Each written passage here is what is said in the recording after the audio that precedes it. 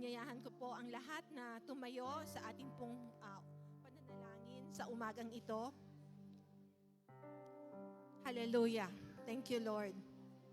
Thank you, Lord. Dakilang Diyos, sa umagang ito, nagpapasalamat po kami sa kabutihan nyo sa aming lahat. Salamat sa taglay po naming buhay. Salamat sa kagalakan sa aming mga puso. Salamat sa kapayapaan na hatid nyo sa amin lahat. Panginoon, sa umagang ito, tinataas po namin ang aming pagsamba. Hinihiling po namin ang kalayaan mo, ang kalayaan ng pagkilos ng banal na Espiritu ay patuloy na maranasan po naming lahat. Hinihiling ko po, dakilang Diyos, na ikaw ay patuloy na magpahayag sa aming lahat. Ikaw ay aming maranasan ng may kalapitan. Makita namin, Panginoon, ang iyong mukha. Maranasan namin ang kapangyarihan mo, Panginoon, na patuloy na kumikilos, gumagawa sa buhay ng bawat isa. Salamat, dakilang Diyos, sapagkat nararanasan namin ang pagkilos mo sa buhay ng iyong mga anak. Kinakatagpo mo ang aming mga pangangailangan at patuloy kang naghahatid ng pagbabago sa aming mga buhay. Salamat, dakilang Diyos, sa umagang ito. Ikaw ay aming luluwalhatiin. Ikaw ay aming pararangalan. Ikaw ay aming sasambahin sa Espiritu at katotohanan. At salamat, dakilang Diyos, sapagkat nakikita mo ang aming mga puso. And as your word says, na you reward, Lord, you are a rewarder of those who diligently seek you. Salamat, ginagantihan niyo po kami. Salamat sa pananampalataya ng bawat isa na patuloy na sa iyo lamang nakasentro. Sa iyo lamang ang pag-asa ay nagmumula. Amin na pong inihahatid sa iyo ang mataas na papuri, ang taus-puso naming pasasalamat ay maingat po naming ibinabalik sa pangalan po ng aming Panginoong Jesus. Amen.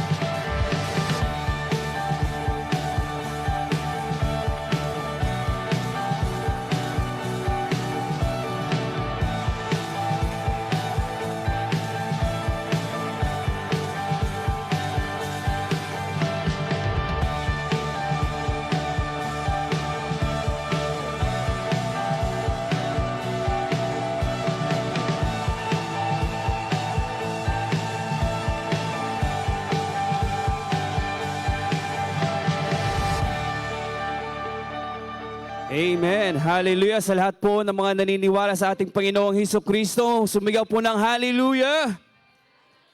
Minsan pa po sa lahat po ng mga naniniwala sa ating Panginoong Hesukristo, magsabi ng amen.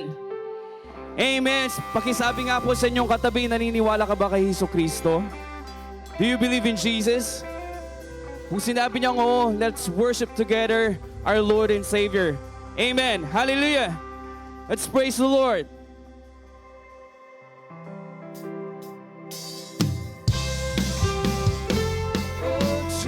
We believe in you, God. Oh, Jesus.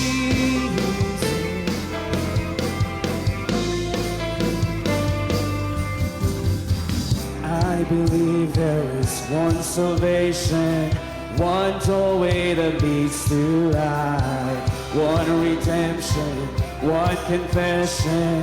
I believe in the name of Jesus Christ. Do you believe?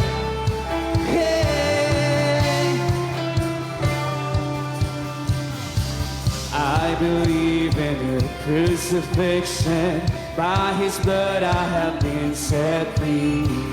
I believe in the resurrection. Hallelujah, his life he sets me free. Sing together, church. All praise to God the Father. All praise to Christ the Son. All praise to the Holy Spirit. Our God has overcome. The King who was and is and evermore will be. In Jesus' mighty name, I believe.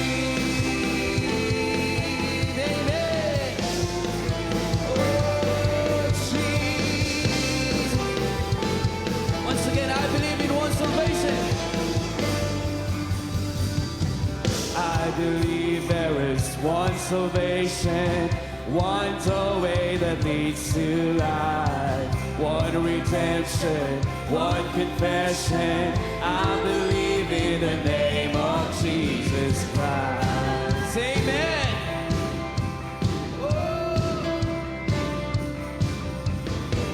I believe in crucifixion. By his blood I have been set free. I believe in the resurrection. Hallelujah, his life is destiny. Amen.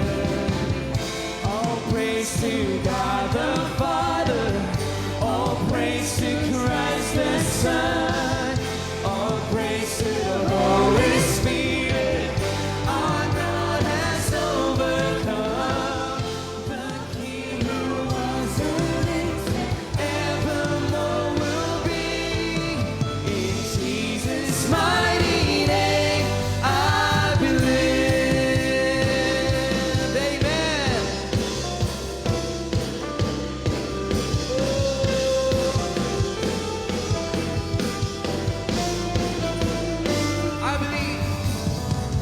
I believe in the hope of heaven. He's preparing a place for me.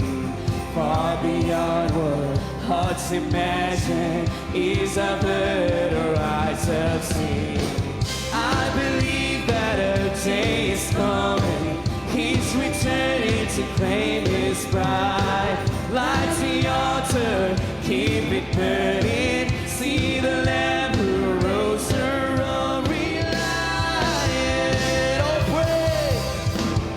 Oh praise to God the Father. Oh praise to Christ the Son. Oh praise to the Holy Spirit. Our God has overcome. The King who was and is and evermore will be. In Jesus' mighty name, I believe. Oh, I believe in you. Oh, Jesus, we believe. No, I'll never be ashamed of the gospel of Jesus Christ. How could I ever walk away from the one who saved my life? No, I'll never be ashamed of the gospel of Jesus Christ. How could I ever walk away from the one who saved my life? Oh, I'll never be ashamed of the gospel of Jesus Christ. How could I ever walk away from the one who saved my life? Yeah. All praise to God the Father. All praise to Christ the Son. All praise to the Holy Spirit. Our God has overcome. The King who was and is and evermore will be. In Jesus' mighty name, I believe. Oh, praise to God the Father. All praise to Christ the Son.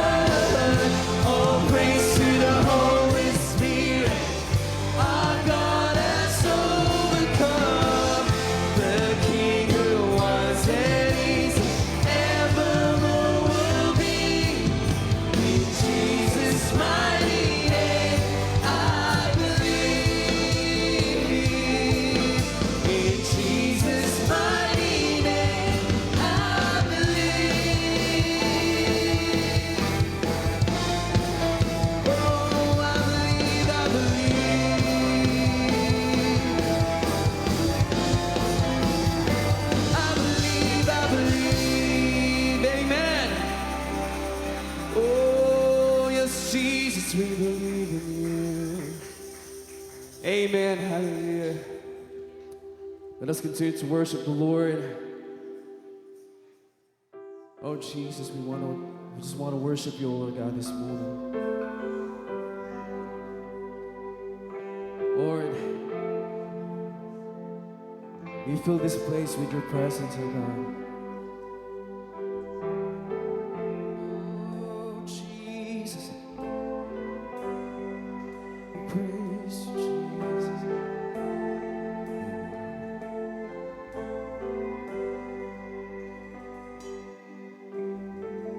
Our Father everlasting, the all-creating one, God Almighty, through your Holy Spirit, conceiving Christ the Son, Jesus our Savior. I believe in God our Father, I believe in Christ the Son, I believe in the Holy Spirit, our God is three in one.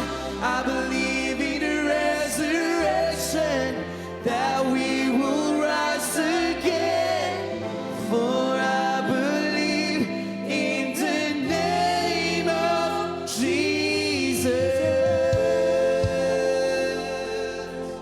Oh, we believe Jesus.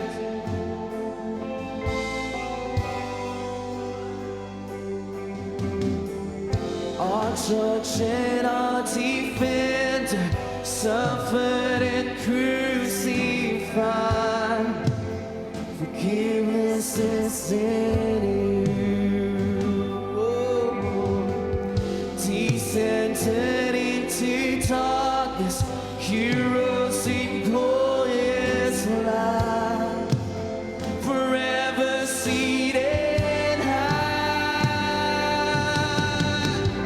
I believe in God our Father, I believe in Christ the Son, I believe in the Holy Spirit,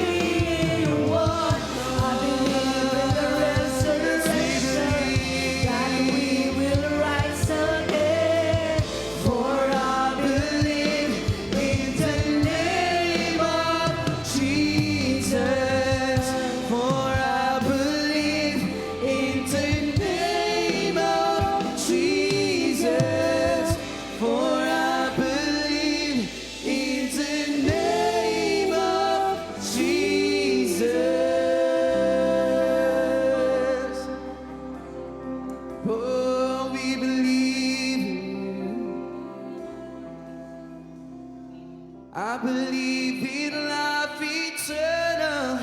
I believe in a virgin birth. I believe in a saints' communion and in your holy church. I believe in a resurrection when Jesus comes again. For I believe in the name of Jesus. Amen. Oh, we believe. Hallelujah, Jesus. Amen.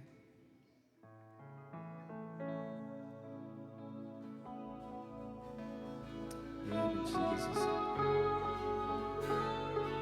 Oh, Jesus, you're beautiful.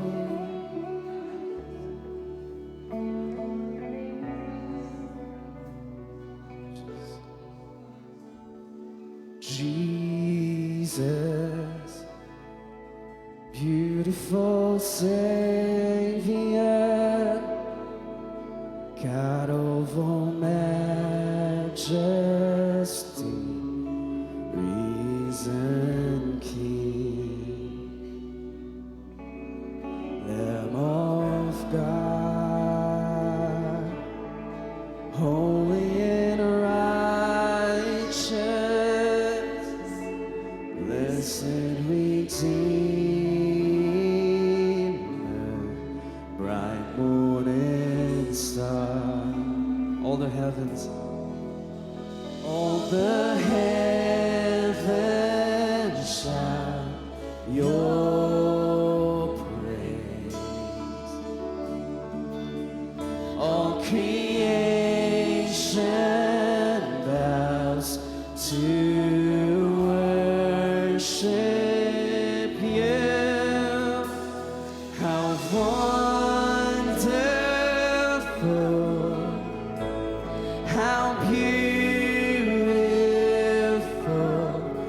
name above every name, exalted high. How wonderful, oh how beautiful, Jesus, your name above every name, Jesus.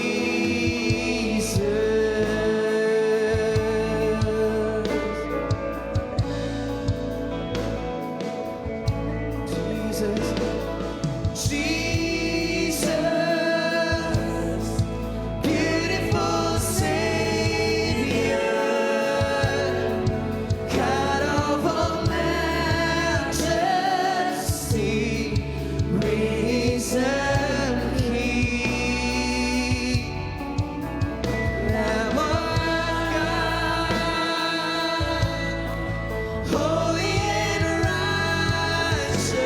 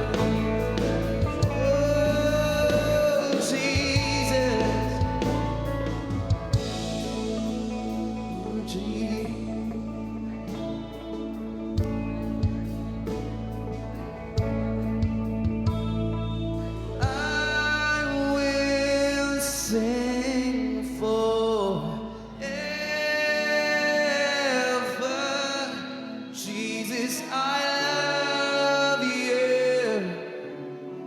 Jesus, I love you. I will sing forever. Jesus, I love you. Jesus, I love you. I will sing forever. Jesus, I love you. Jesus, I love you. I will sing. Oh, yes, we will sing. Jesus, I love you. Jesus, I love you. How wonderful. Oh, how beautiful. Name above every name. He's exalted high. How wonderful. Oh, how beautiful. Jesus, your name. Name above every name. Jesus.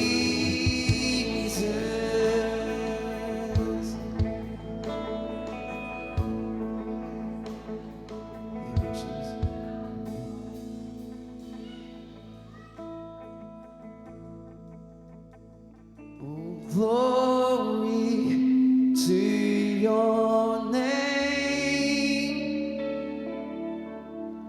All honor to your majesty forever, forever. All praise to you alone. All glory, all glory to your name. All honor to your majesty forever. Yes, all praise to you alone. Can we sing together, church? All glory. All glory to your name. All honor to your majesty forever. Forever, all praise to you alone. For the last time, all glory to your name. Yes, Jesus, all glory, all honor forever, forever. All praise to you alone. All praise to you alone. All praise to you alone, Jesus. Amen. All glory, honor, and praise to God, to you alone. To you alone, Jesus. We praise you, Father. Praise you, Jesus. Hallelujah. To you all alone, glory, honor, and praise to God. In Jesus' name, amen and amen. Hallelujah. Praise the Lord.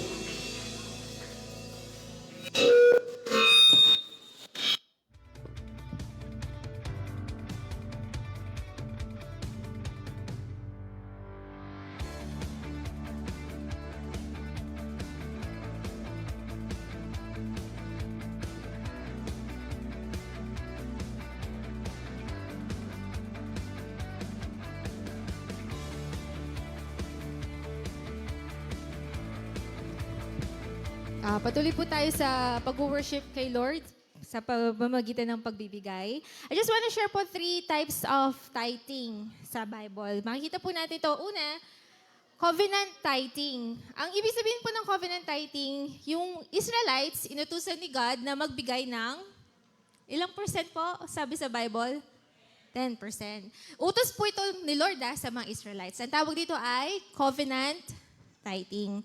Sabi sa Deuteronomy 14:22, you must set aside a tithe of your crops, 1/10 of all the crops you harvest each year. So, kanino daw pong utos ito sa mga Israelites? Pangalawa, legalistic tithing. Ito naman po yung tithing practices ng mga Pharisees. So, may misinterpretation dito. Sabi kasi dito sa nirebuke ni Jesus yung mga Pharisees. Kasi nga, sabi ni Lord, inuuna nyo yung hindi mas importanteng bagay bukod sa pagbibigay or baliktad. May inuuna kayong mas importanteng bagay. Sabi sa Luke 11:22 or 42, what sorrow awaits you, Pharisees, for you are careful to tithe, even to the tiniest income from your herb gardens, but you ignore justice and the love of God. You should tithe, yes, but do not neglect the more important things. So ito po, mga Pharisees, nagbibigay sila very faithfully ng 10% ng lahat ng kanilang income. Kaso nga lang, may mali sa puso nila. Kasi nagiging, pagsunod lang to sa utos. Ganun po yung part nila. Pangatlo, dito po dapat tayo sumusunod. Ang tithing as worship. So, this is an act of thanksgiving and allegiance to God. Dito, ina-acknowledge natin na si Lord ang source ng blessing at sa Kanya lahat ng gagaling ang ating mga tinatangkilik at lakas para magawa natin yung mga trabaho natin. So, hindi po siya obligasyon, hindi siya obedience lang. Instead, it's an act of worship and thanksgiving. 2 Corinthians 9:7, sabi nga, you must each decide in your heart how much to give. And don't give reluctantly or in response to pressure. For God loves a person who give cheerfully. So, ito po ang pagbibigay na to, na worship.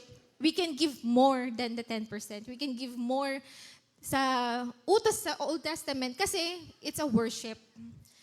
Amen po ba? So sa lahat ng nagmamahal kay Lord at nagpupuri sa Panginoon sa pamamagitan ng pagbibigay, tayo po'y manalangin. Lord, we pray na i-correct mo po yung puso namin sa pagbibigay. Hayaan mo, Lord, na kami po ay mag-tithes and offering as worship to you and allegiance to you. Na kinikilala ka namin, Panginoon, na Diyos, na aming Diyos na nagbibigay ng lahat ng blessings sa amin, O God.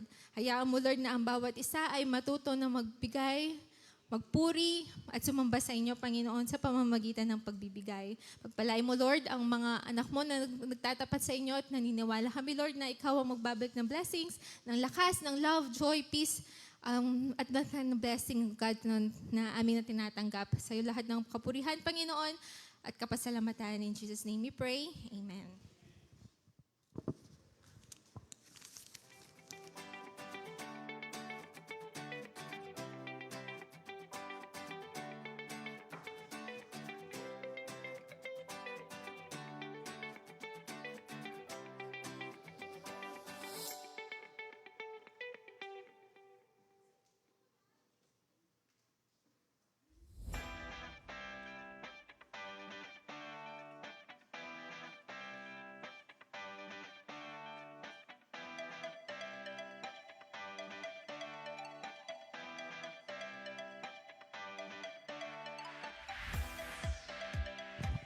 Ayan, good morning po sa bawat isa. Meron lamang po tayong mga mahalagang announcement sa umagang ito. Sa July 5 po, muli po namin kayong inaanyayahan ang ating pong worship night na pinamagatan pong Costly Worship. Ito po ay gaganapin sa ganap na 3:00 ng hapon. Muli po, ang bawat isa po ay iniimbitahan at magkita-kita po tayo, sama-sama po tayong umawit at sumamba sa ating Panginoon, lumalim sa pagsamba sa ating Diyos. So, ito po ay gaganapin dito sa ating church. At meron po tayong mga makakasamang mga iba't ibang worship team na darating po dito sa ating bahay-sambahan. So again po, July 5, 3 p.m. in the afternoon. And of course, our Thanksgiving anniversary, 38 Thanksgiving anniversary. Pwede po ba nating palakpakan nating Panginoon? Amen. Ito naman po ay sa July 20. Ano po? Muli po ay magsama-sama po tayo para sa ating pasalamat sa Panginoon sa ating pong 38 Thanksgiving anniversary. And then meron po tayong anniversary shirt. Ano po, kamukha nung dati, mga previous na anniversary natin, meron po tayong anniversary shirt. Ayan po yung sample ng ating t-shirt. Dito po, maganda. Medyo malabo lang po dito. Ayan, tingin lang po kayo sa likod. Ayan. Wala pa po ang sample. Pero ganyan na ganyan po yung ating magiging t-shirt. So yan po kasi yung napagkasunduan na mas magandang chocolate brown. Ayan. So, ito po yung mga prices nila. Small to XL is 250. And double XL to triple XL is 300 po siya. Ano po? Pwede po kayong mag-order kay Ate Alma. Where is Ate Alma? Ayun. Ayun po si Sister Alma. At may nakalagay po kasi rito policy ng no payment, no order. So ang deadline po niya is July 6. No? Next Sunday na po yon. After nung ating worship night. So to God be the glory po. Makipag-ugnayan na lamang po kayo sa ating mga leaders para po sa ating t-shirt, anniversary shirt. Amen.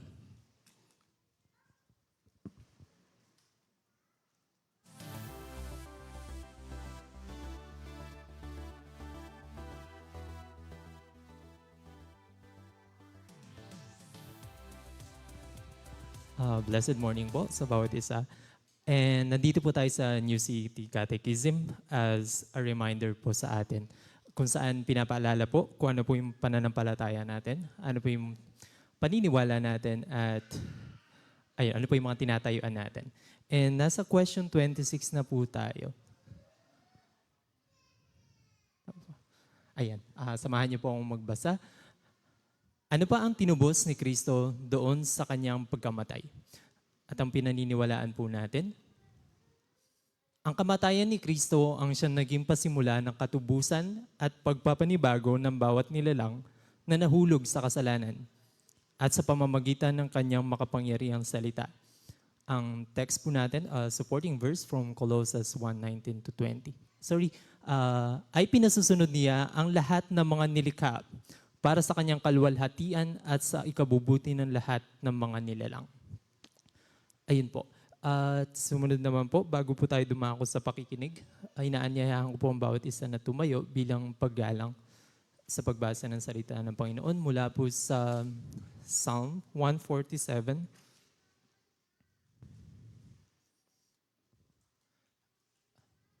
Ito po, samahan niyo po akong magbasa ng sabay-sabay. Okay, sige po. From the NIV version po. Praise the Lord. How good it is to sing praises to our God. How pleasant and fitting to praise Him. The Lord builds up Jerusalem. He gathers the exiles of Israel. He heals the brokenhearted and binds up their wounds. He determines the number of the stars and calls them each by name. Great is our Lord and mighty in power. His understanding has no limit. The Lord sustains the humble, but casts the wicked to the ground. Sing to the Lord with thanksgiving. Make music to our God on the harp. He covers the sky with clouds. He supplies the earth with rain and makes grass grow on the hills. He provides food for the cattle and for the young ravens when they call. His pleasure is not in the strength of the horse, nor his delight in the legs of a man. The Lord delights in those who fear him, who put their trust in his unfailing love. Extol the Lord, O Jerusalem. Praise your God, O Zion. For he strengthens the bars of your gates and blesses your people within you. He grants peace to your brothers and satisfies you with the finest of wheat. He sends his command to the earth. His word runs swiftly.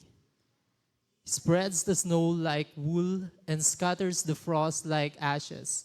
He hurls down his hail like pebbles. Who can withstand his icy blast? He sends his word and melts them. He stirs up his breezes and the waters flow. He has revealed his word to Jacob, his laws and decrees to Israel. He has done this for no other nation. They do not know his laws. Praise the Lord. Purihin po ang Panginoon sa pagkabasa ng kanyang salita. Maaari na po tayong umupo. At let us all prepare our hearts to hear God's word delivered by Pastor JP.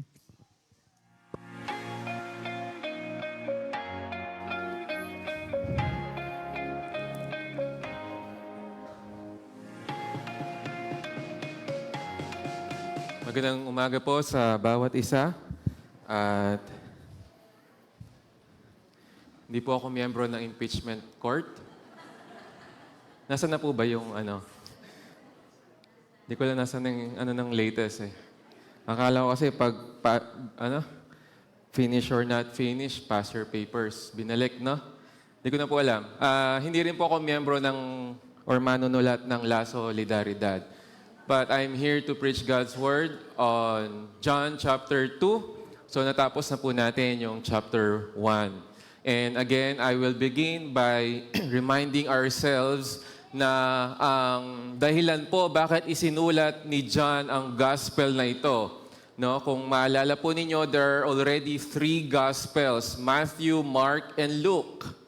So si John, no, nauna na pong naisulat tong tatlong to, and John is aware, the apostle is aware, there's already 3 gospels written. So ano bang dahilan? Bakit kailangan niya pang magsulat ng pang-apat na gospel? And his reason was in chapter 20, verse 31. So from chapter 1, verse 1, hanggang matapos po ang buong John, ito po ang ating gabay when we interpret whatever John has written. These have been written so that you may believe that Jesus is the Christ, the Son of God, the Messiah, the Savior, and also a God. And that by believing, no, he did not just write the gospel to prove na ang Panginoong Jesus ay anak ng Diyos at tagapagligtas. Ang kanyang ultimate goal is to prove and to persuade the readers, and that by believing, you may have life in His name. So sa ating pong mga mananampalataya, this is a reminder for us that we believe, and by believing, we already have life, the eternal life, through believing in Jesus Christ. At sa mga hindi pa po nananampalataya, I hope, as John has written this more than 2,000 years ago, you would be persuaded to believe so that you may have life in His name. And so let's start with a prayer. Heavenly Father, we glorify you and continually worship you this morning. Salamat, Panginoon, sapagkat may kalayaan kami na magpuri sa bansang ito. Papurihan ang nag-iisang Diyos na nagbigay ng buhay at nagbibigay ng buhay na walang hanggan. Panginoon, dinadalangin namin ang inyong banal na Espiritu, ang siyang kumilos. Huwag niyo pong hayaan na umasa kami sa aming mga kakayahan, kundi ang wisdom na nanggagaling sa kalangitan ang inyong ibigay, nang sa gayon ay maintindihan namin ang inyong mensahe. Ilayo po kami sa anumang mga distractions, nang sa gayon ay matanggap namin ng buong buo ang inyong salita. Ito aming dalangin niyo. Pasasalamat sa pangalan ni Jesus. Amen. John chapter 2. So, karamihan po sa mga isinulat ni John are unique. They were not mentioned in the Synoptic Gospels. Synoptic Gospels, yung Matthew, Mark, and Luke. But yung 4 na Gospels po kasama si John, ang pare-pareho pong sa kanila, ang common sa kanila is from the time of Jesus suffering when He was taken, no, nung hinuli siya, when He was crucified, when He died, and then when He rose again. But from the others, yung first, no, before siya namatay, may pinagkaiba po dito. And this is also one unique sa chapter 2, hindi po ito na ibanggit. The first miraculous sign of Jesus. Matthew, Mark, and Luke ay sinulat po ng mga writer na ito a lot of miracles, especially in Mark, no? In Matthew, to prove that Jesus can do miracles or did miracles, but they never mentioned about the first miracle Jesus did. Kaya isinulat ito ni John. And how did we know that that was the first miracle? In John chapter 1, kung maalala po ninyo, sino po yung mga unang apostles or followers ni Jesus? Hindi po ba sila yung mga first followers ni John the Baptist? No? Napag-aralan na po natin ito. Sila John and Andrew and then Peter and then Nathaniel and Philip. And then in John chapter 2, the first miraculous sign was in the wedding in Cana. Marami po sa inyo, alam nyo na ito. Ano po yung milagrong ginawa ng Panginoon? He turned the water into good wine. Gusto ko pong i-emphasize, not just wine, not just any other kind of wine, but a good wine. So before we proceed into that, meron muna po akong katanungan. Dahil kailangan po ito nating masagot. Is it okay to drink wine for believers? Is it okay to drink alcoholic beverages? Is it okay to drink hard drink? Yun po ang pinagkaiba ng soft drink and hard drink. No, yung soft drink, kasama ang juice doon kasi sa Pilipinas, pag sinabing soft drink, Coke, Royal, etc. Pero kasama doon yung juice, kaya matamis, kaya walang lasa. Soft drink yon dahil wala yung alcoholic content. Hard drinks, ito yung mga may alcoholic content. And mostly gawa ito sa mga ubas. So the question is it okay for the believers, for Christians, to drink wine or alcoholic beverages? Tahimik po. Tahimik. Meron po ba ditong umiinom ng wine? Ayaw niyong ma-judge. Imahin po natin before we proceed. Kasi pag hindi po natin alam ang sagot dito, maaari po tayong puntiryahin. Ang Diyos nyo gumawa ng alak. Hindi po natin pwedeng sabihin, iba kasi yung alak noon sa alak ngayon. Mas matapang po ang alak noon. Diretso from the vine. No? And it is not just a wine para lang makakapag-serve ng wine. Jesus made a water into a good wine. Even the master of the feast, sinabi niya, no? This is a good wine. So, paano natin sasabihin na, is it okay? Is it not okay? At first po, we should answer based from the scriptures. In the Old Testament, especially in Proverbs, there are a lot of things, passages, na nagsasabing hindi maganda ang not necessarily alak, but yung pagkalulong or yung paglalasing.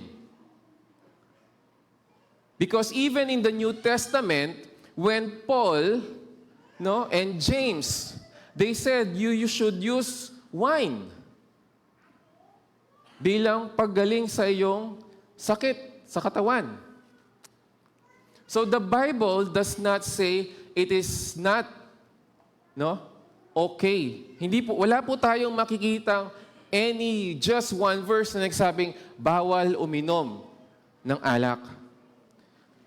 Pinag-iisipan at pinagpipray ko po itong mabuti kasi I want everyone to understand and I hope hindi po ninyo ma-misinterpret ito na parang, hindi ko po goal dito na pagkatapos nito, Pastor, shot tayo mamaya. Hindi po ang goal. Ang gusto ko lang pong i-clarify in connection with what Jesus did. No? let us be clear, wala pong any one verse in the Bible that said it is not okay to drink wine. In fact, there are also verses, no, in the scriptures that says it is a gift from God. Psalm 104 verse 15. Nag-ano po ako dito Google. Psalm 104 verse 15 describes wine as something that gladdens the heart of a man. In 1 Timothy, it is for medicinal purposes, gaya ng sabi ko kanina. Even in the Old Testament, it is a symbol of blessing. And yet, there's also warning, no? So again, it is not prohibited to drink wine. What is prohibited is yung paglalasing. Bakit kailangan po natin i-clarify ito? Sa Pilipinas po, especially for Christian Filipinos, meron po tayong stigma because of culture na ang mga Pilipino po kasi, no, especially unbelievers, kapag uminom yan, the purpose is malasing.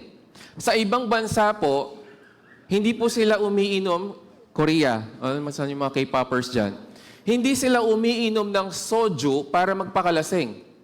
It is because malamig sa lugar nila at para uminit yung katawan nila. Merong mga foreigners that they would drink alcoholic beverages na parang soft drinks. Na parang wala lang sa kanila. Kasi hindi po sila umiinom para magpakalasing. Sa Pilipinas,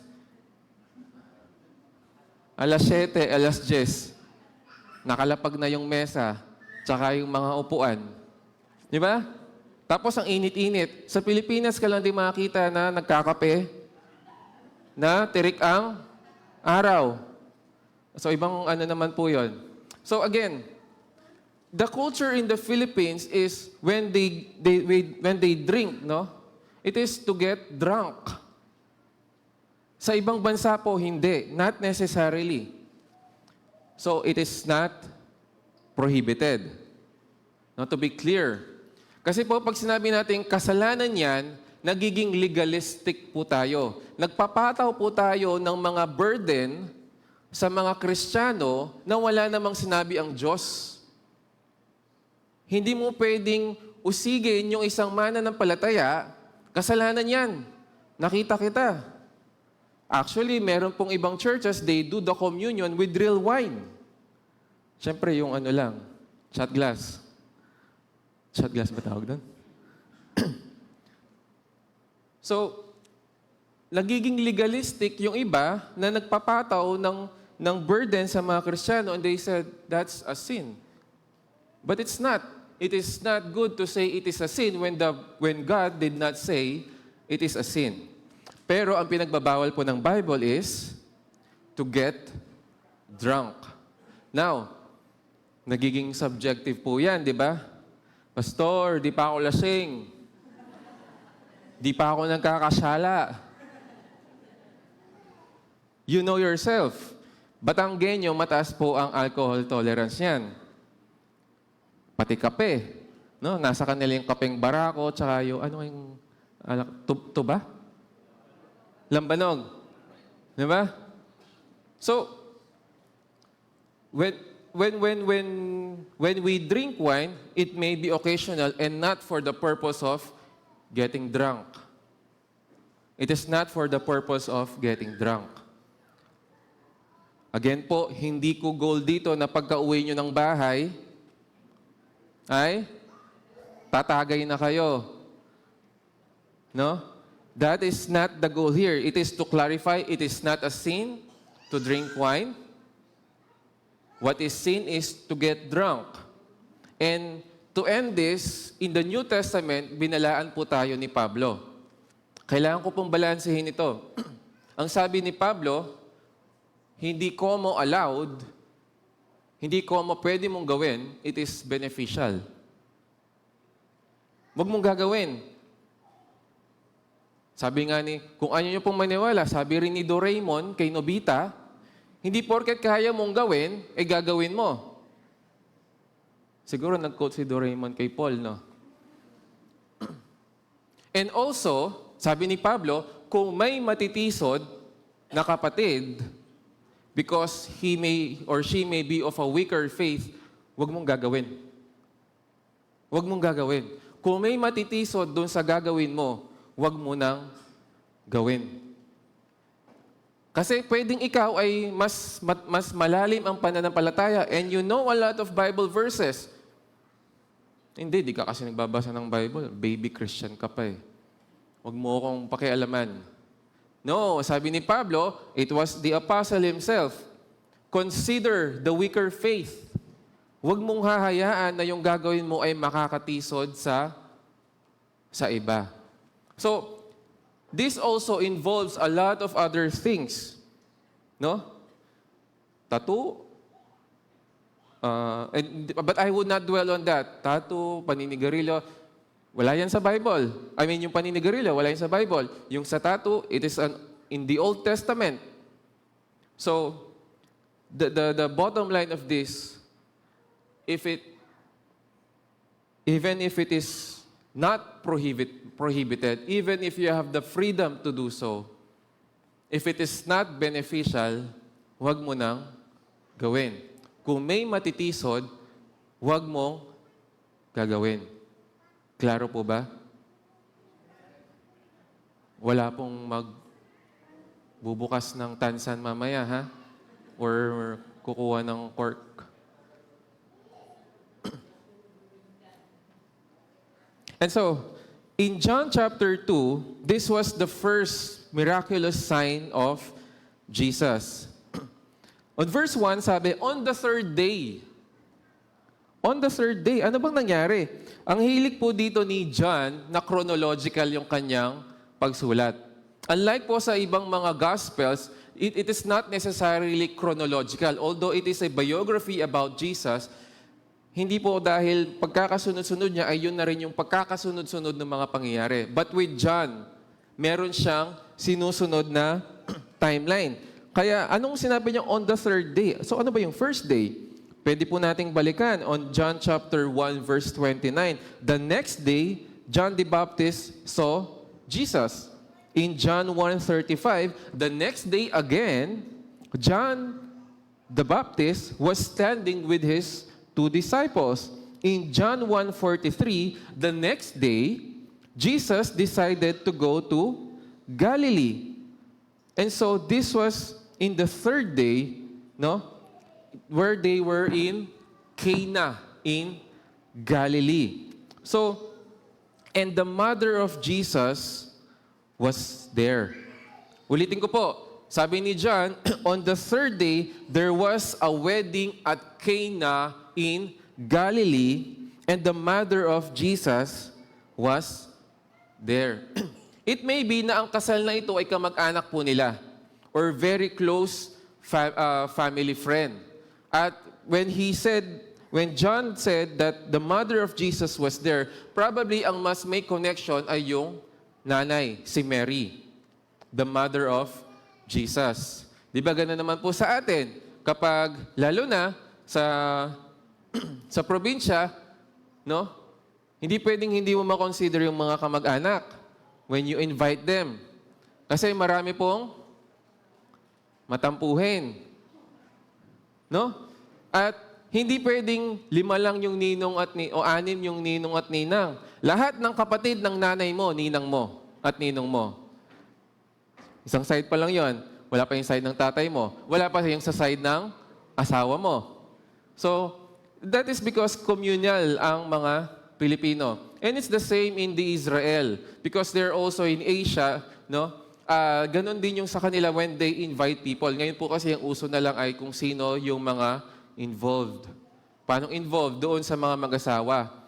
Hindi naman namin kilala yan. Wala naman niyang tinulong sa amin noon. Hindi, pinsan namin yan. And wala nga, gusto namin intimate wedding. So, yun yung nauuso ngayon. So going back, in verse 2, sabi naman, Jesus also was invited to the wedding. So original pong in-invite or guest dito ay si Mary. No? Because in verse 2 sabi niya, Jesus was also, siya yung +1. Pero noon, hindi lang plus 1. Di ba?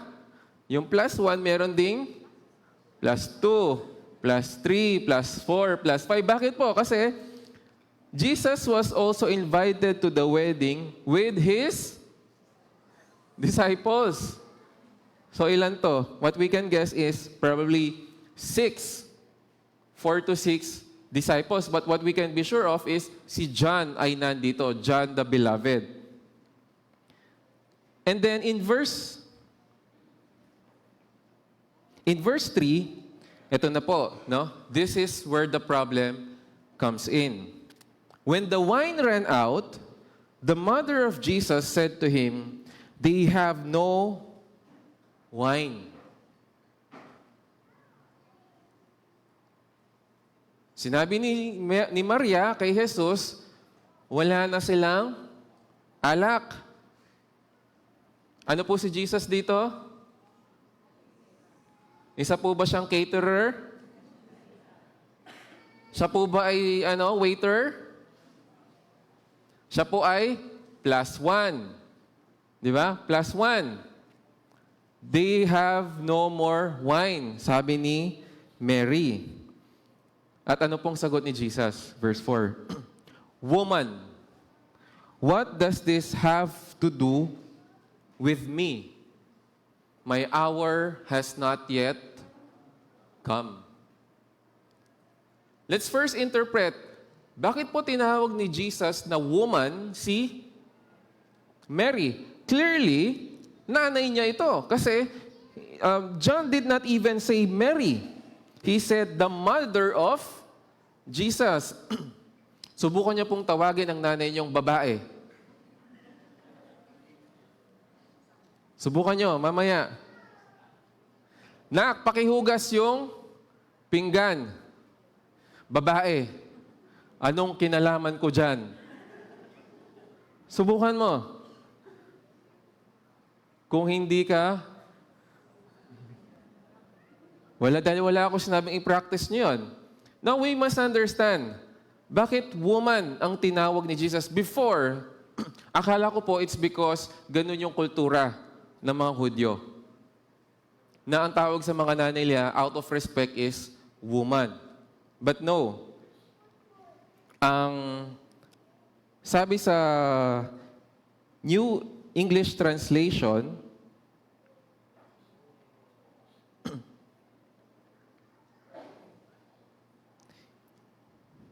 when Jesus called woman, at hindi lang po ito isang beses, no? Kung maalala po ninyo, nung mamamatay na si Jesus on the cross, and Mary was there, and John the Beloved was there, ano pong sinabi niya?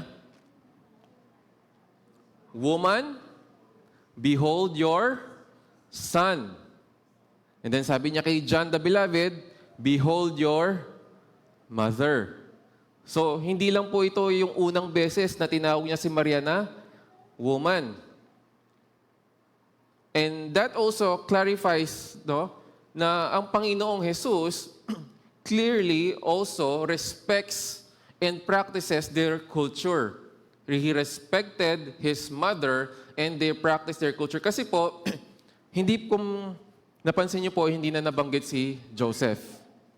Never nang nabanggit si Joseph nung matanda na si Jesus. The understanding was patay na po siya. And that also was supported when Jesus, no, nung mamamatay na siya, ihinabilin na niya kay John kasi kailangan may mag-alaga kay Maria because she was then a widow. So going back, why did he call Mary a woman? Sa atin po ngayon, no, never kong naisip or na pumasok sa isip ko, ang tawag po sa akin ng mga anak ko ay Be. Kasi yung pong tawagan namin mag-asawa. So, na-adapt nila. Pero isang araw, at yung mga sumunod pa, sabi niya sa akin, Bro,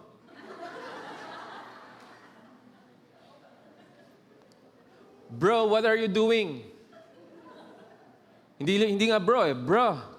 Bro, what are you doing?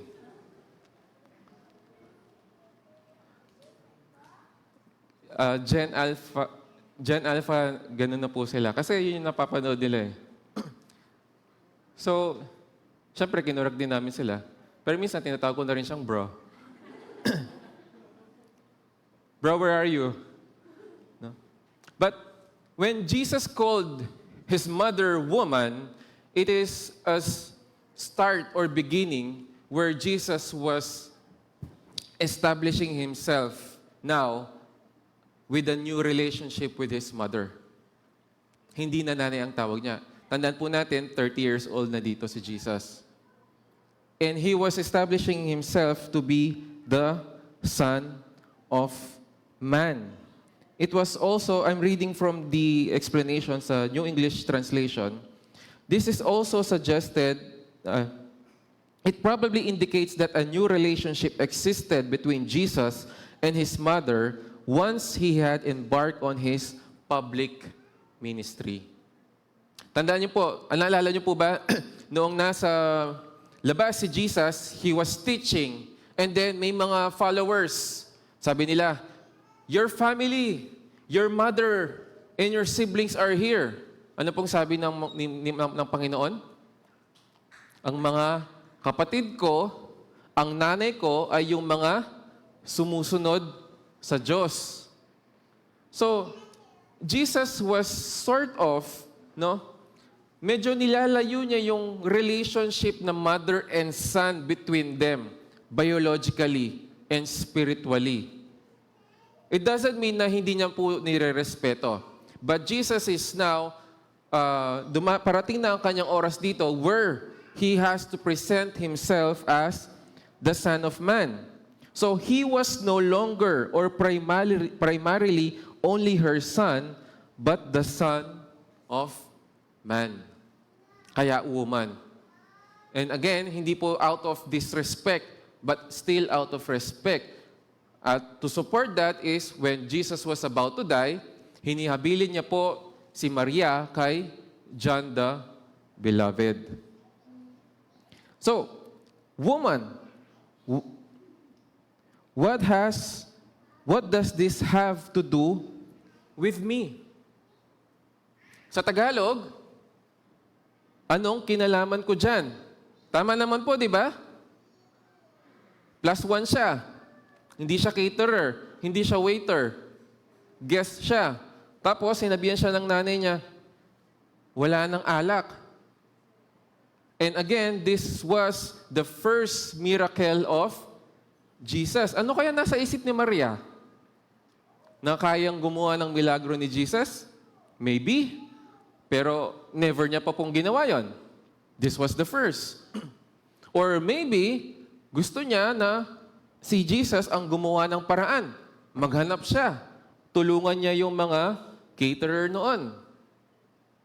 The idiom, what does this have to do with me? Sabi again in the New English Translation, has two meanings. Ang sabi po nung una, it is a rebuke. The first idiom was referring to parang, bakit mo ako ginagambala? Ano bang ginawa ko sa'yo? Yung term po na what does this have to do with me could mean that. The second interpretation, kapag ginagamit po ito ng mga Hudyo was, that is none of my business, ikaw ang may problema dyan. So, ano po yung ibig sabihin ng Panginoong Hesus dito? It could be nire-rebuke ni Jesus si Maria, or he was reminding Mary, this is none of our or my business. There were other Bible scholars who prefers na yung second interpretation. Kasi the first one was a rebuke. It is too harsh, para sabihan niya yung nanay niya ng ganon, to mean it that way. The second one was to remind Mary, wait, guess ako dito, di ba?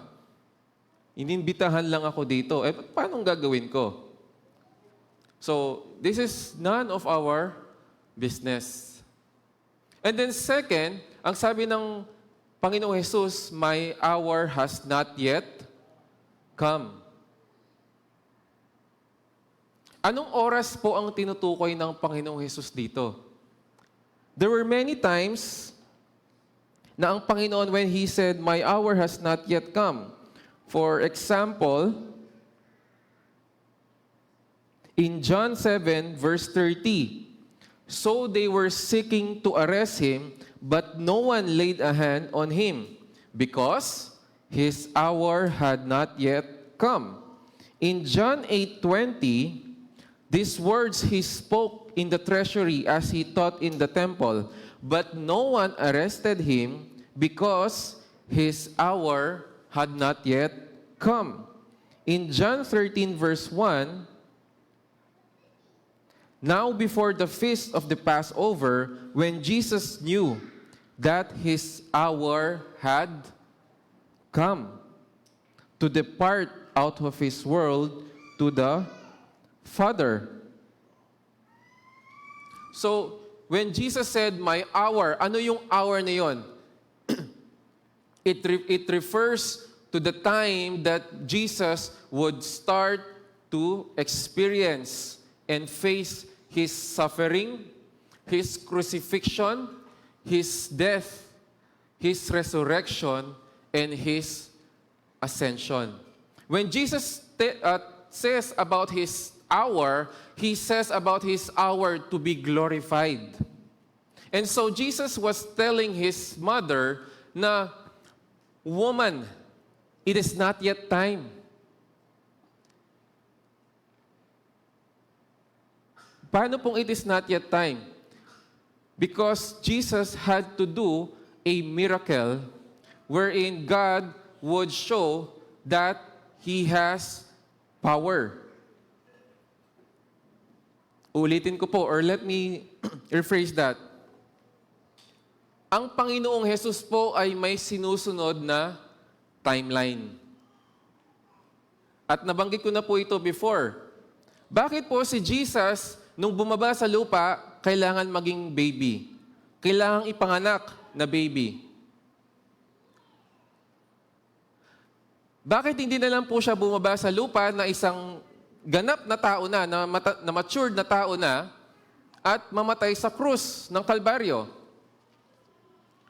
Bakit kailangan po si Jesus, when He started His public ministry, had to do it for 3 years and then die on the cross? Because Jesus had a timeline na kailangan niyang sundin. Lahat po ng ginawa ng Panginoong Jesus ay planado. And that is very important for us to know, because what Jesus did in the New Testament or during His time here on earth was the fulfillment of all the prophecies about Him from the Old Testament. Before po dumating ang Panginoong Jesus, He was prophesied by the prophets.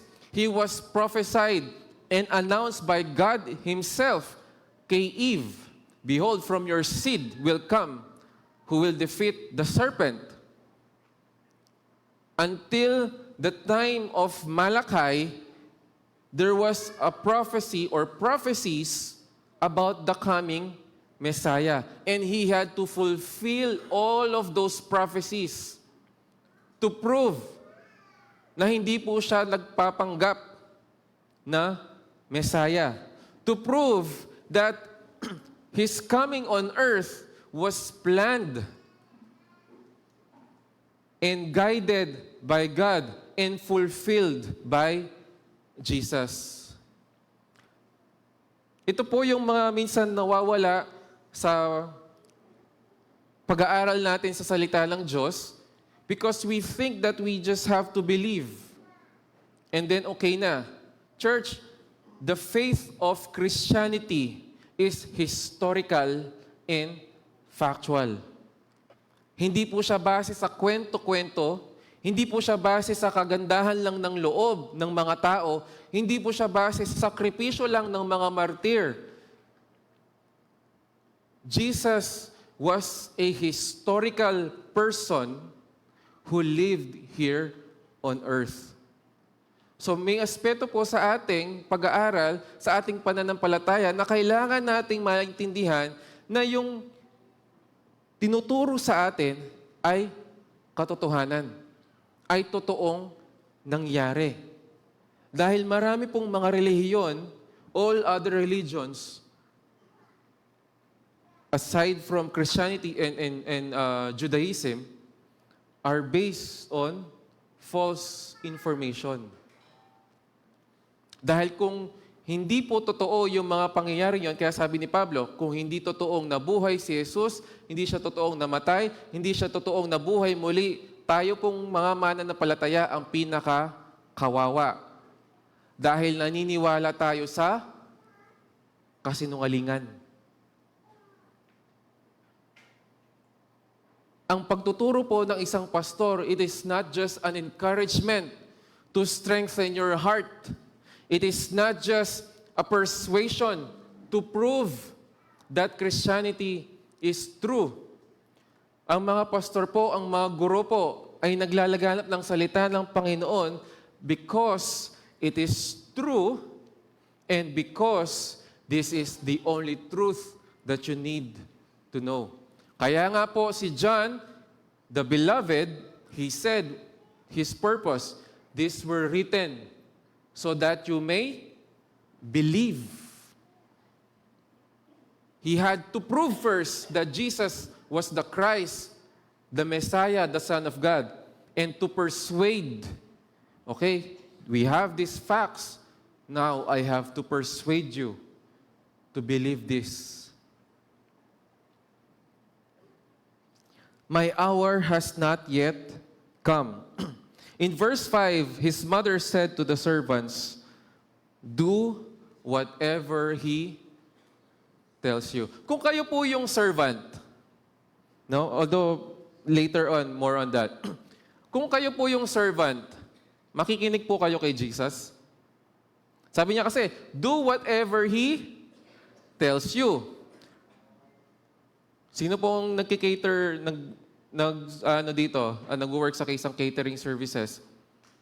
Pag hindi mo naman katrabaho at hindi mo naman boss, at hindi naman siya yung magbabayad, hindi naman siya yung kinakasal, no? Or yung nag-hire sa inyo, hindi mo pakikinggan yon.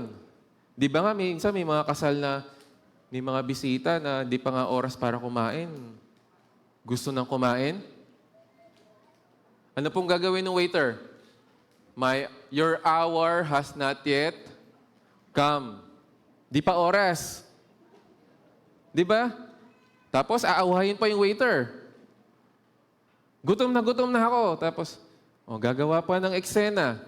Your woman, your hour has not yet come. Pero sabi ni Maria kay Jesus, do whatever He tells you. +1 lang po siya. Hindi siya yung original guest. Kung tayo po kaya, can we do whatever Jesus tells us to do? Shall we do whatever Jesus tells us to do?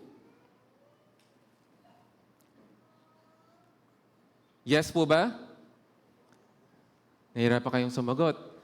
Kasi, alam po ninyo, na minsan, mas pinipilit natin yung gusto natin. Hindi, Lord. Sa tingin ko, ito yon. Hindi, Lord, di ka naman nag-aral ng medicine. Lord, hindi ka naman graduate ng ganito. Mas alam ko to. Lord, favorite ko ang math subject. Magaling ako dyan. Na-compute ko na. Kulang. Lord, na-foresee ko na. Trabaho ko yan. Sa finance, nagpro-project ako ng budget. Kulang. Pero ano sabi ni Maria? Do whatever He tells you to do. May mga panahon na akala natin mas magaling tayo sa Panginoon. I've read this Nakalimutan ko na po kung kanino galing. Pero sa tuwing tayo po ay nag-aalala, whenever we worry, it is us telling God, Lord, you're doing it wrong. Kapag tayo po ay nag-aalala sa buhay natin, it is one way of telling God, Lord, parang may mali sa ginagawa mo. Kasi wala yung kumpiyansa natin. But when we believe, when we have faith, Lord, ito yung naiintindihan ko. Parang sasablay. Parang walang patutunguhan to. Parang ang tagal. But when you believe in God, that He controls everything, that He is powerful, that He is wise, that He is sovereign, and that He loves you, and is doing all things to work together for your good. Hindi ba't napakalambot na unan yon sa tuwing gabi bago ka matulog? Bago ka umidlip? Hindi ba't napakalambot na kama na katotohanan na merong isang makapangyarihang Diyos na kayang gawin at mahal na mahal ka niya, na gagawin niya ang mga bagay sa buhay mo para sa ikabubuti mo? Hindi ba't magandang bagay yon para magkaroon ka ng mahimbing na tulog? Amen po ba? Verse 6, now there were 6 stone water jars there for the Jewish rites of purification, each holding 20 or 30 gallons. So, ito po yung ginagamit nilang panghugas ng kamay for purification. Jesus said to the servants, fill the jars with water. Siguro kung tayo yung servant, no? Wait lang. Wala lang wine ang kailangan kong iserve. Kasi siya po yung magsaserve. Hindi naman si Jesus. Sabi niya, lagyan ko ng tubig. Tsaka lalagyan to ng panghugas ng kamay. Tapos hindi lang isang jar. 6 jars. 20 to 30 gallons. Malalaki.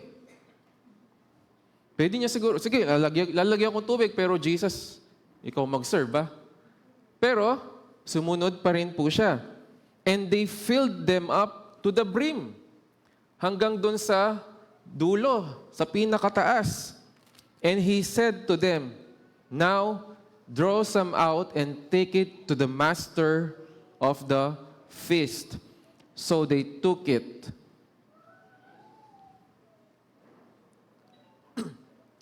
Balikan ko po yung kanina. Kapag sinabi po ng Panginoong Hesus, do whatever Jesus tells us to do, gagawin po natin. And this also involves some things that is entirely out of our comprehension.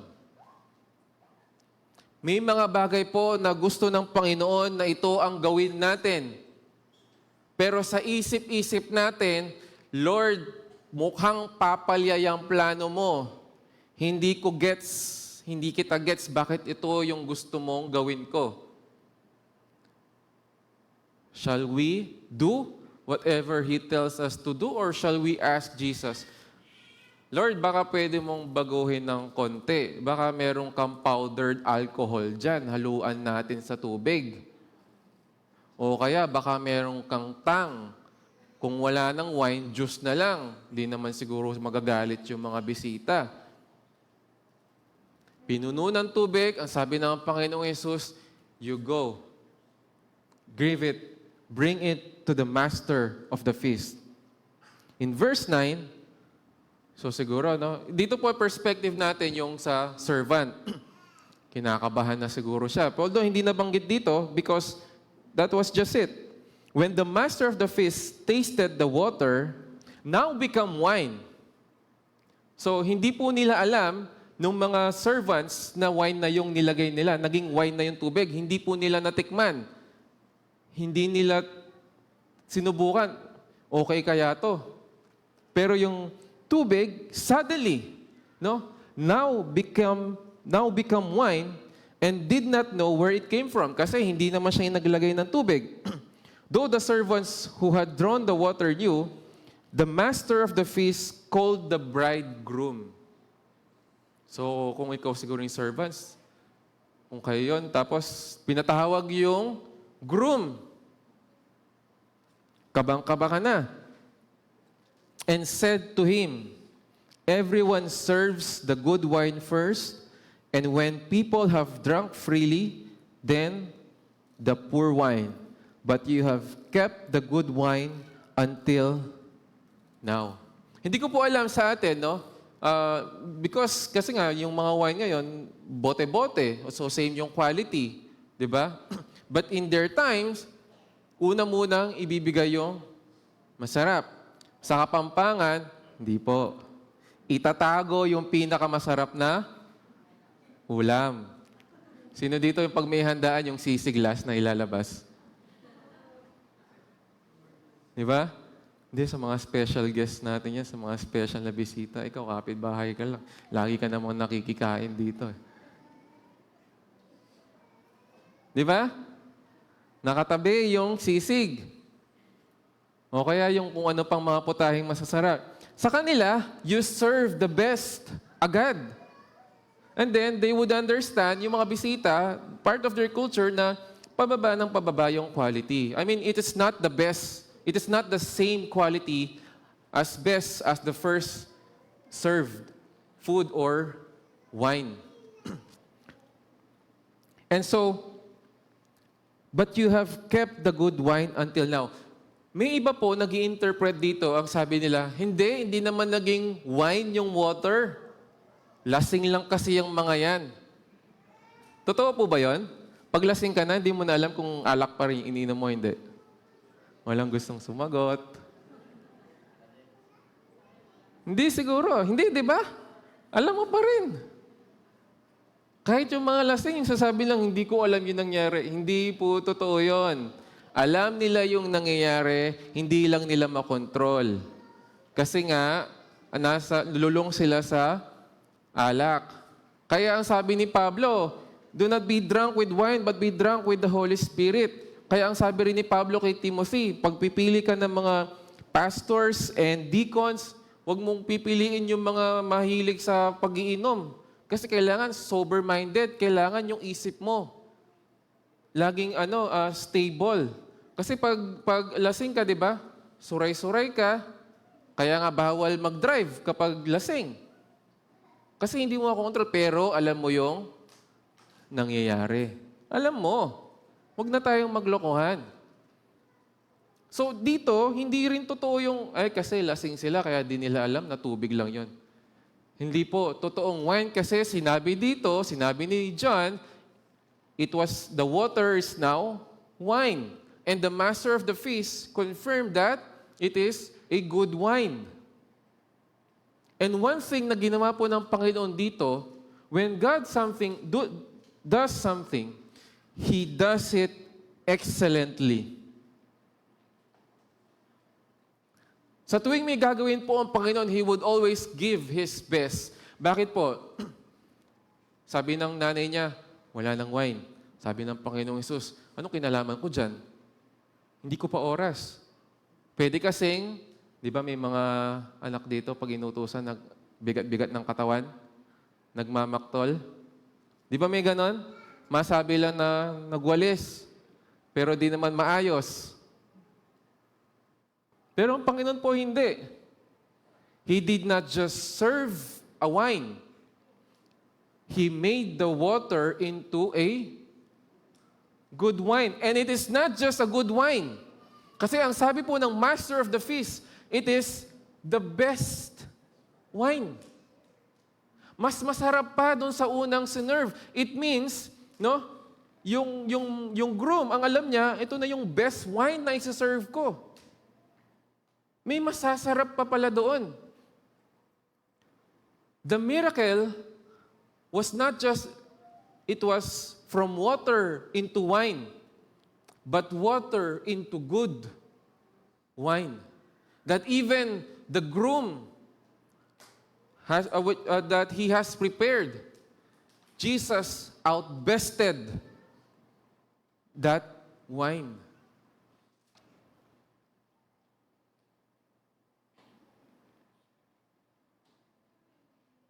In verse 11, this, the first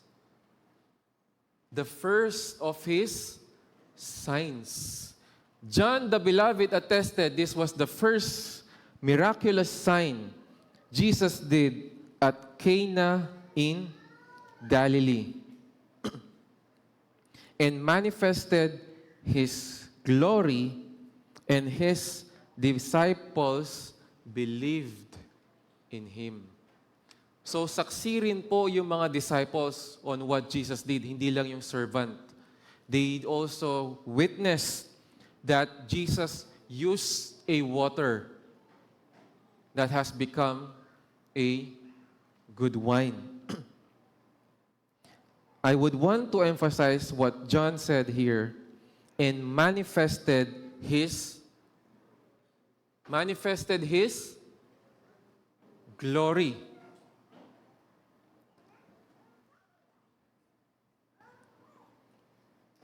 Ano pong ibig sabihin dito ni John? Manifested in glory. Balik po tayo sa John chapter 1, verse 14.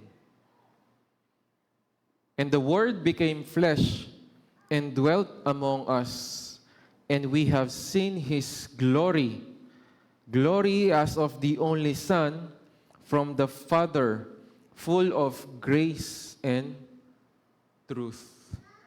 So ang galing po ni John the Beloved. Yung mga isinulat niya, hindi lang siya basta nagsulat.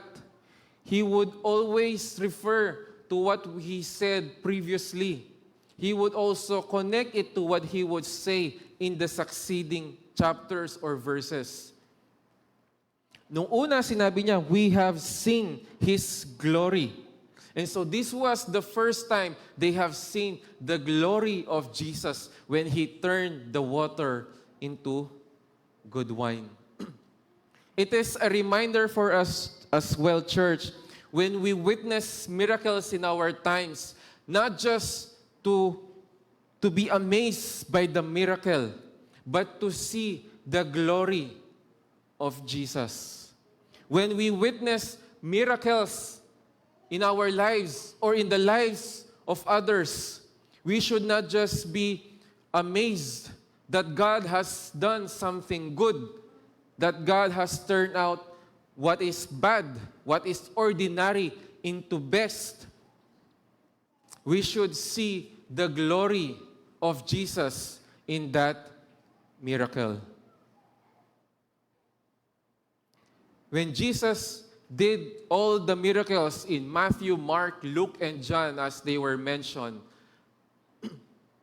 it was to prove that He was the Messiah, the Son of God. Tandaan po natin, o kung naalala po ninyo, hindi po first time na nangyari ito. In the Old Testament, Elijah, Elisha, they also did that. But there are also other things that Jesus would do. And it is also a good reminder for us, church, when we witness miracles, mga milagro sa buhay natin na ginawa o sa iba na ginawa ng Panginoon, wag lang po tayong hihinto doon. Ang example ko po lagi, kapag umakyat ka, gusto mong pumunta ng Baguio at nakita mo yung leon at bumaba ka doon at nagpa-picture, bababa ka na ba? Uwi ka na ng Pampanga? Kapag doon ka sa NLEX at nakita mo Rosario, papuntang Baguio, ito yun. O kaya kung gusto mong Marcos or anong isa? Kenon? No? Parehong papunta ng Baguio. Nakita ko yung sign, 1 kilometer from Baguio to Baguio. Uwi ka na? Nagpa-picture ka doon sa Leon, uuwi ka na? Okay ka na doon? No. The signs are guides to the destination. When God does miracle in our lives, they are guides. No? They are instructions. They tell us to go further, to prove that there is God. Dahil lang nakakalungkot po, maraming mga hindi mananampalataya, when we pray for them to be healed, when we pray for their financial breakthrough, when we pray for for God to bless their family, and then they witness, and then they would praise God. And then after that, wala na. Nagilalas sila sa milagrong ginawa ng Panginoon, pero hindi sila dumiretso sa destinasyon. Natuwa sila na may ginawang mabuti ang Diyos sa buhay nila, and yet they settled and stayed in that miraculous sign. It is not so. Dahil marami rin pong mga ganoon in the New Testament, when they witnessed Jesus did a lot of miracles. And they have different motivations, they have different reasons. Kaya nung minsan sabi ng Panginoon, naririto ba kayo para kumain? Dahil nagugutom kayo? Church, why are you here this day, this hour, inside this building? Ano pong motivation natin? Is it to experience and to witness what God can do? Wala pong masama. Is it to be blessed? Yes, it should be one of our reasons that pagpalain po tayo ng Panginoon. But the greatest blessing, church, is to come to know the God who saved you. The greatest blessing is to realize that God has given His best. Alam niyo po kung ano ang best ng Panginoon? It is not the good wine. It is not healing you from cancer. It is not to help you financially. It is not to give you house, cars, children, a good family. Those are good things, but those are not the best that God can give you. Alam niyo po kung ano ang magiging redundant na po ako dito. Grammatically mali. Alam niyo po kung ano ang pinaka-best na ibinigay ng Diyos sa atin?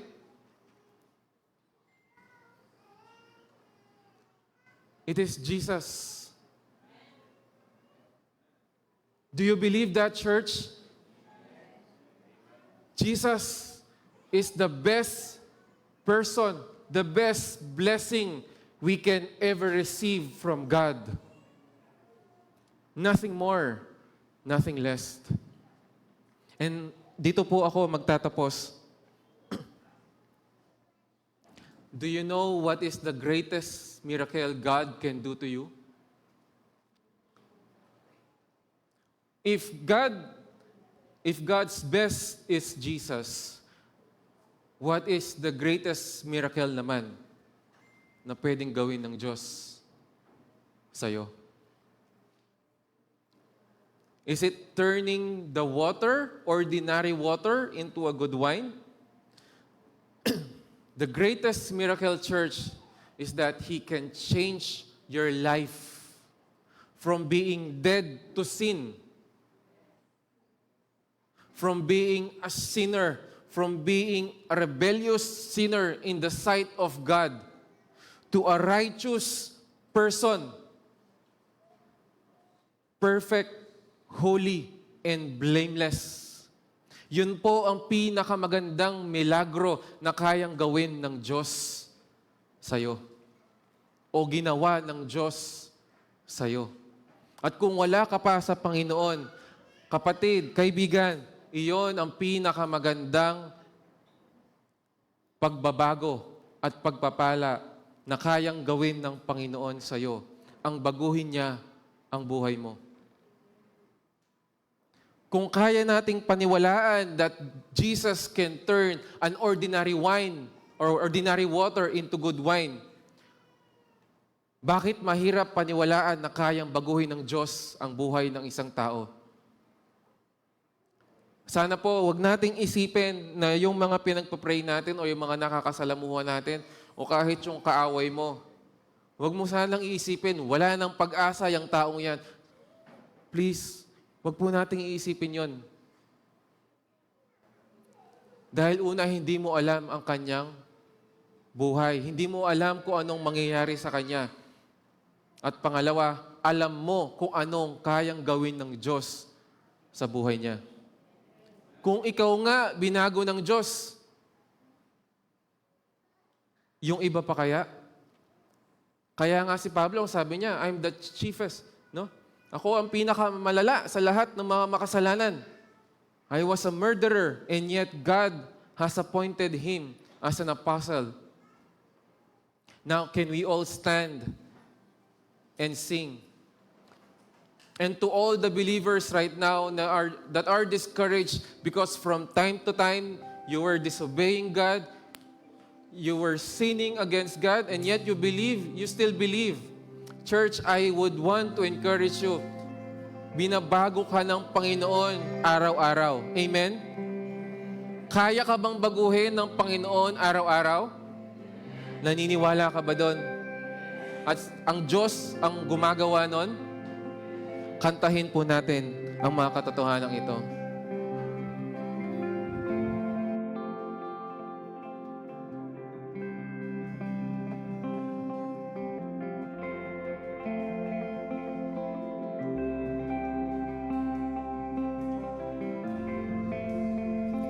What gift of grace is Jesus my Redeemer? There is no more for heaven now to give.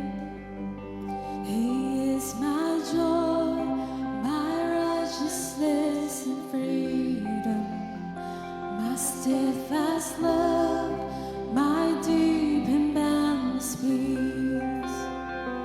To this I hold, my hope is only Jesus.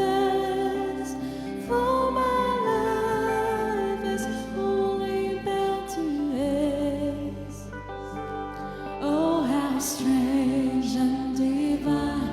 I can sing all His mighty yet not I, but through Christ in me.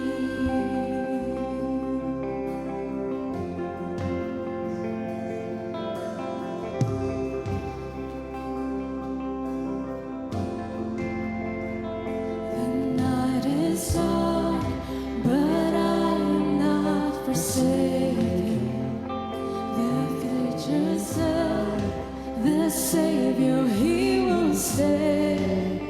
I labor on in weakness and rejoicing, for in my need His power is displayed. To this I hold, my shepherd will defend me. Through the deepest valley He will lead. Oh, the night has been won, and I shall overcome, yet not I, but through Christ in me.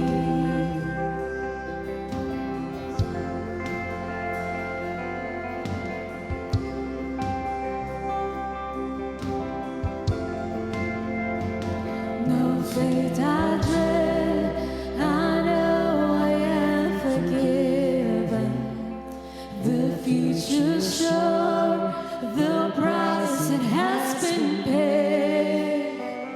For Jesus bled and suffered for my pardon, and He was raised to overthrow the grave. To this I hold,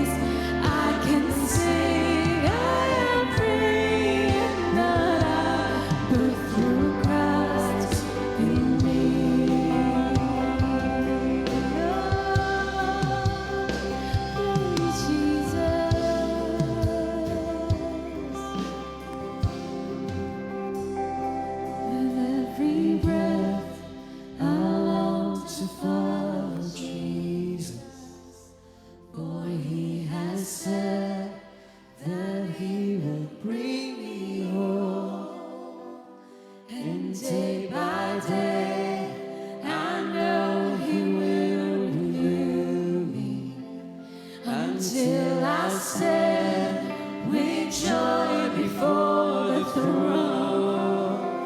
To this I know, my hope is only Jesus. All the glory and the multitude. When the race is complete, still my lips shall reveal yet not, but through Christ in me. To this I hope, my hope is only Jesus. All the glory and the multitude. When the race is complete, still my lips shall repeat yet not I, but through Christ in me.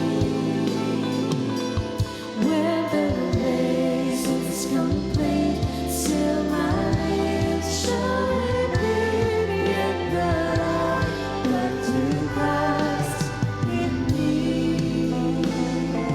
Yet not I, but through Christ in me.